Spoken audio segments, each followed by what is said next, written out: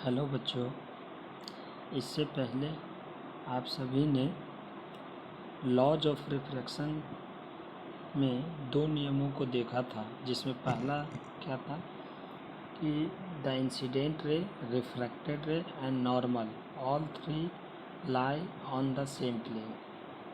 मतलब जो आपतित किरण होती है, अपवर्तित किरण होती है और अभिलंब, तीनों एक ही तल पर होते हैं। और दूसरा में मैंने क्या बोला था कि एंगल ऑफ इंसिडेंस का साइन और एंगल ऑफ रिफ्रैक्शन का साइन का जो रेशियो होता है वह कांस्टेंट होता है। उसी कांस्टेंट को रिफ्रैक्टिव इंडेक्स कहा जाता है ना, जिसको किन्होंने दिए थे, स्नेल्स ने। इसीलिए दूसरा जो नियम है लॉज ऑफ रिफ्रैक्शन का, वह यह था कि the ratio of sine angle of incidence to the sine angle of refraction always constant is known as refractive index.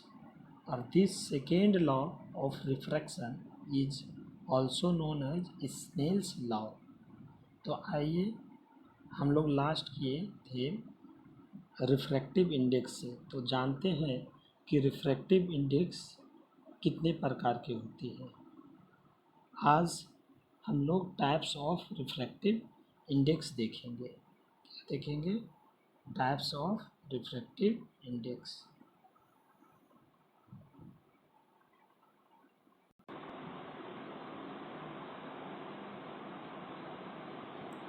इसमें सबसे पहले जो रिफ्रैक्टिव इंडेक्स के जो टाइप्स होते हैं वो दो प्रकार के होते हैं। ये आप सभी को जान लें कि दो प्रकार से होते हैं। और यह है सो प्रकाश के रिफ्रैक्शन के आधार पर ही है। प्रकाश यानी लाइट का रिफ्रैक्शन के आधार पर ही है। जब लाइट एयर से किसी एक मीडियम में पास करेगी, एयर से किसी एक मीडियम में, तो वह एब्सोल्यूट रिफ्रैक्टिव इंडेक्स के टर्म के रूप में जाना जाएगा। लेकिन जब एयर, ठीक है, आपका एक मीडियम, कोई एयर छोड़ करके किसी दूसरे मीडियम, मान लीजिए ग्लास है, ग्लास से होकर के वाटर में जा रहा है, ठीक है, या यहाँ पर एयर से ग्लास, ग्लास से वाटर, वाटर से एयर, ऐसे करके जाए, तो वहाँ पर क्या होगा? एयर से ग्लास, मतलब ग्लास के तुलना में एयर का बात करेंगे। फिर ग्लास से वाटर, वाटर के तुलना में ग्लास का बात करेंगे। वाटर से एयर, इसका मतलब एयर के तुलना में वाटर से बात करेंगे। तो इसलिए वहाँ पर कहलाएगा रिलेटिव रिफ्रैक्टिव इंडेक्स। लेकिन अगर किसी सिंगल मीडियम की बात करें कि लाइट एयर से होकर के किसी सिंगल मीडियम में जाता है, जैसे एयर से केवल ग्लास में जाए, तब उसे एब्सोल्यूट रिफ्रैक्टिव इंडेक्स कहा जाता है। अगर एयर से वाटर में जाए तो उसे एब्सोल्यूट रिफ्रैक्टिव इंडेक्स के टर्म में जाना जाएगा। एयर से केवल वाटर में जाए तो उसको एब्सोल्यूट रिफ्रैक्टिव इंडेक्स के टर्म में जाना जाएगा। आइए हम लोग एब्सोल्यूट रिफ्रैक्टिव इंडेक्स क्या होता है ये पहले देख लेते हैं। तो यह क्या होता है कि द रेशियो ऑफ, यह दिया गया रिफ्रैक्टिव इंडेक्स क्या होती है? रेशियो होती है।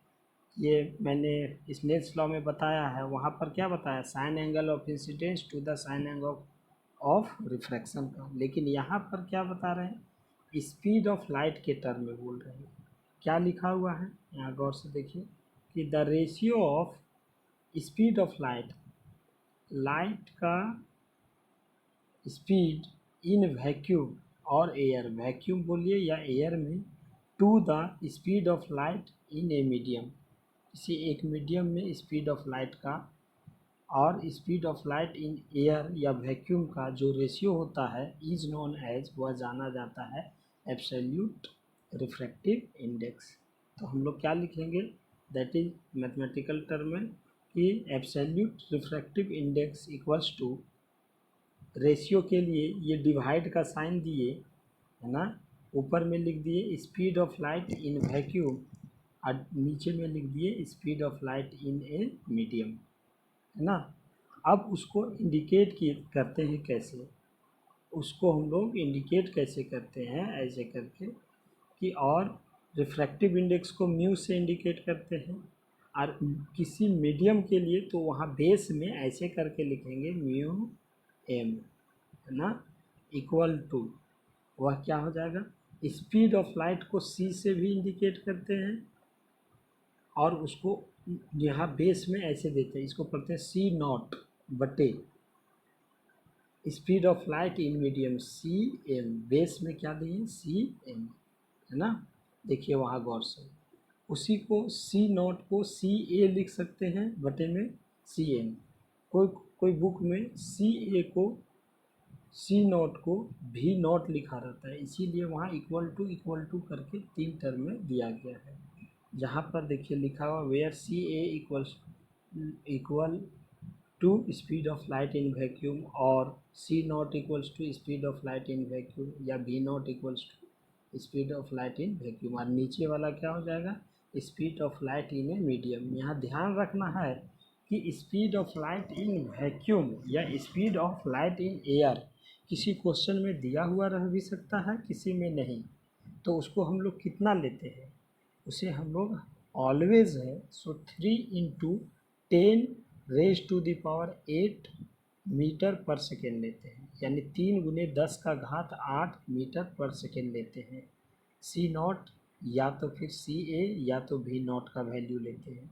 अगर क्वेश्चन में दिया रहेगा तो ठीक है, और नहीं दिया रहेगा तो हम लोग उसको इसी तरह से वैल्यू को पुट कर देंगे। नेक्स्ट वीडियो में एब्सोल्यूट रिफ्रैक्टिव इंडेक्स पर है सो हम लोग एक न्यूमेरिकल देख लेंगे, और ध्यान रखेंगे बच्चों यहाँ से क्वेश्चन है सो देता ही देता है, और यही बेसिक है, इसको है सो समझना होगा, तब आगे हमें हर जगह इस स्नेल्स लॉ का प्रयोग होगा और एब्सोल्यूट रिफ्रैक्टिव इंडेक्स का लगभग जगह पर प्रयोग होगा, और इसी के साथ हम लोग जब relative refractive index next video में देखेंगे तो उसका भी प्रयोग होगा, है ना।